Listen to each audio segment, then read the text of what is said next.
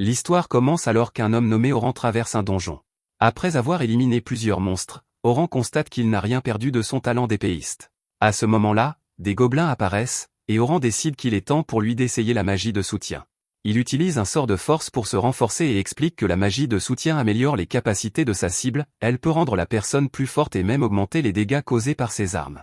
Oran élimine immédiatement le groupe de monstres et explique que les sorts qui augmentent à la fois l'attaque et la défense sont indispensables à tout groupe. Malheureusement, d'autres créatures apparaissent, et notre héros n'a d'autre choix que de les éliminer également.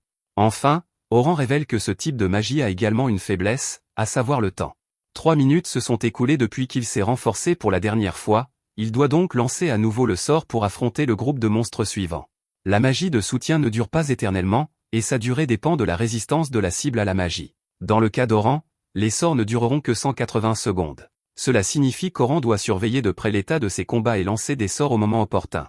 Les enchanteurs qui utilisent la magie de soutien sont constamment dans une course contre la montre, c'est pourquoi ils n'utilisent généralement pas la magie tout en essayant de manier une épée. Oran, en revanche, n'est pas comme les autres, car il utilise les deux. Un regard sur le passé révèle qu'Oran a été expulsé du groupe des héros. Le chef du groupe s'appelait Oliver, et Oran a essayé de lui rappeler qu'ils étaient amis d'enfance. Ils étaient des camarades qui se connaissaient depuis des années, mais Oliver a répondu que cela ne suffisait pas. Il n'avait donné des chances à Oran que parce qu'ils venaient du même village, mais leur voyage allait devenir de plus en plus difficile. Oliver craignait qu'Oran ne puisse pas suivre le rythme, mais les autres membres du groupe n'étaient pas aussi polis. Ils ont dit qu'Oran les ralentissait, et Oran a été stupéfait de les voir le traiter de cette façon. Oliver a pris la décision finale de dire à Oran qu'il n'était tout simplement pas assez fort, et il l'a expulsé du groupe. Oran n'arrivait pas à y croire, car lui et Oliver avaient formé le groupe 8 ans auparavant et avaient atteint ensemble le rang S en seulement quelques années. Ils avaient également été les premiers à atteindre le 94e étage d'un donjon, et c'est à ce moment-là que les gens avaient commencé à les appeler le groupe des héros. Oliver a ensuite expliqué qu'Oran n'était tout simplement pas assez bon en tant que mage de soutien. Ils ne s'en étaient pas rendus compte au début, mais cela leur est apparu clairement lorsqu'ils ont vu d'autres mages de soutien à l'œuvre lors d'un récent raid dans un donjon. Ils ont vu à quel point les enchanteurs de l'autre groupe de rang S étaient incroyables, et cela leur a fait réaliser à quel point la magie de soutien d'Oran était faible. Oran était d'accord et expliqua que c'était parce qu'il était censé être un épéiste. Son groupe avait besoin d'un mage de soutien, c'est pourquoi il avait inventé sa propre magie originale. Les autres membres du groupe refusèrent d'accepter sa réponse, soulignant qu'Oran n'avait changé que parce qu'Oliver était un meilleur épéiste. Oran leur rappela cependant qu'il s'était en fait converti parce qu'il était celui qui avait le plus d'aptitude pour la magie de soutien. Oran savait qu'il n'était pas le meilleur dans ce domaine, c'est pourquoi il avait inventé son propre type de magie pour compenser ses défauts. Il avait fait de son mieux, et c'était grâce à lui qu'ils avaient survécu même dans les profondeurs du donjon.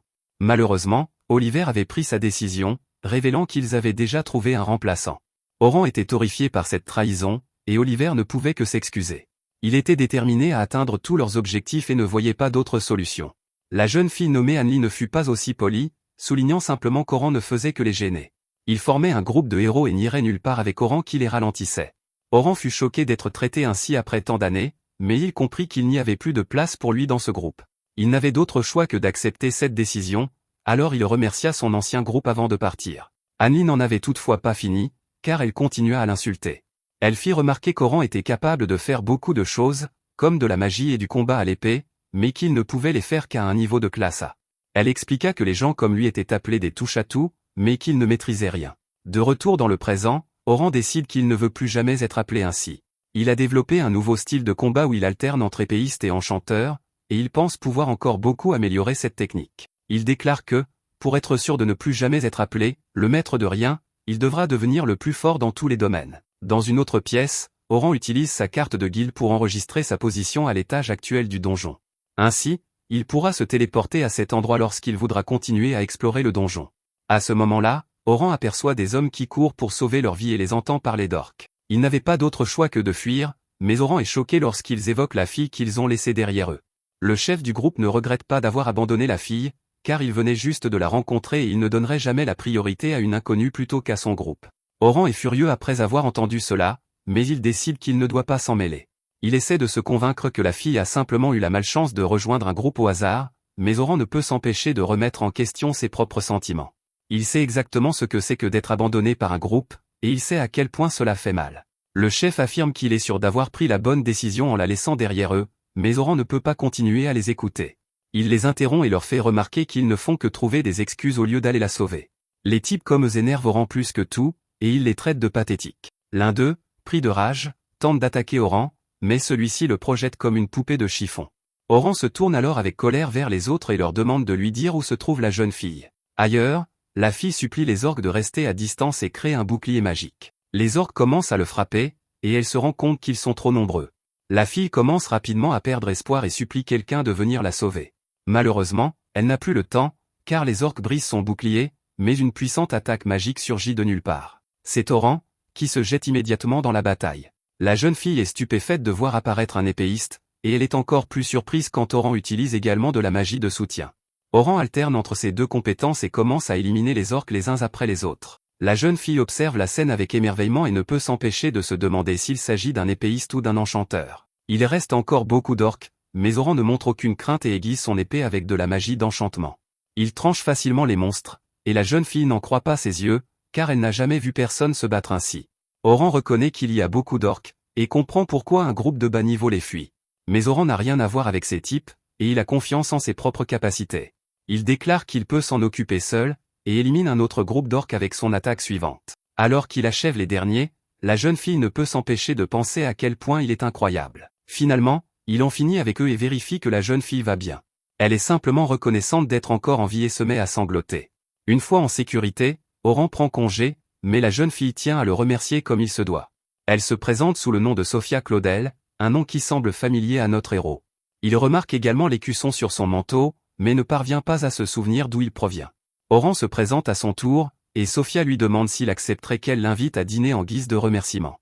Oran répond qu'il ne l'a pas sauvée dans le but d'obtenir une récompense, mais Sophia insiste. Elle lui fait les yeux doux, et Oran n'a d'autre choix que d'accepter. Elle l'emmène dans une petite boutique où Oran aperçoit à nouveau l'écusson, cette fois-ci, cependant, il se souvient qu'il appartient à un groupe appelé les Lapins. Cela signifie que Sophia doit être une aventurière du célèbre clan des Lapins d'Argent. C'est l'une des plus grandes guildes de tout le royaume, et Oran est surpris que Sophia en fasse partie. Sophia aperçoit sa sœur Selma à l'intérieur du magasin, mais celle-ci est contrariée de voir Sophia en compagnie d'un garçon. La situation est encore pire qu'elle ne l'imaginait, car Selma reconnaît notre héroïne. Il s'avère qu'elles se connaissent, mais il y a une certaine tension entre elles. Selma est la chef du groupe de rang S, le plus puissant des Silver Rabbits, et elle est également la plus puissante enchanteuse du continent. Elle a elle seule rendu célèbres les enchanteurs, et elle a même créé l'idée que les différents membres d'un groupe aient des rôles différents. Auparavant, les personnes fortes se regroupaient simplement sans réfléchir à la manière dont leurs compétences devaient se compléter, mais Selma a tout changé. Les groupes ont commencé à utiliser des soutiens pour aider à distance, des défenseurs pour encaisser les coups et des attaquants pour éliminer l'ennemi. La division des groupes en ces trois rôles était entièrement son idée, et cela a changé à jamais la façon dont les aventuriers envisageaient les donjons. Le groupe des héros n'a pas fait exception, c'est pourquoi Oran a dû passer du statut d'épéiste à celui d'enchanteur. Comme si cela ne suffisait pas, Selma était également la personne qu'Oliver avait vue dans le donjon ce jour-là. C'est en la voyant qu'Oliver et les autres ont décidé de se débarrasser d'Oran. Oran ne lui en veut pas vraiment, il ne comprend donc pas pourquoi elle est si en colère contre lui. Selma explique clairement la raison de sa colère, elle soupçonne Oran d'en avoir après sa petite sœur. Oran lui assure que même s'il était sur le point de dîner avec Sophia, ses intentions sont très pures. Cela ne fait cependant qu'énerver Selma davantage, car elle se demande si Oran se croit trop bien pour sa petite sœur. Heureusement, Sophia brise la tension en révélant qu'Oran lui a sauvé la vie. Cela ne fait qu'empirer les choses pour elle, car Selma se rend compte que sa petite sœur a essayé d'entrer dans le donjon. Selma lui fait remarquer qu'il devait se rendre au donjon dans quelques jours et elle gronde Sophia pour son impatience. Sophia s'excuse d'avoir fait une incursion dans le donjon sans en informer la guilde, et Selma lui pardonne car elle est rentrée saine et sauve. Elle remercie Oran d'avoir sauvé sa sœur et s'excuse d'avoir été si désagréable. Oran explique alors à Sophia qu'il a rencontré Selma lors de la dernière expédition dans le donjon. Selma semble en savoir beaucoup sur Oran, et Sophia se demande s'il est célèbre. Selma répond que oui, car il est membre du groupe des grands héros. Sophia n'arrive pas à croire qu'il soit si populaire, mais Oran révèle qu'il n'est plus un héros. Selma est intriguée, car cela signifie qu'il est libre de tout engagement, et Oran se demande si elle va le recruter pour les Silver Rabbits. C'est pourquoi il l'interrompt avant qu'elle ne puisse dire quoi que ce soit et lui explique qu'il ne veut pas faire partie d'un groupe pendant un certain temps.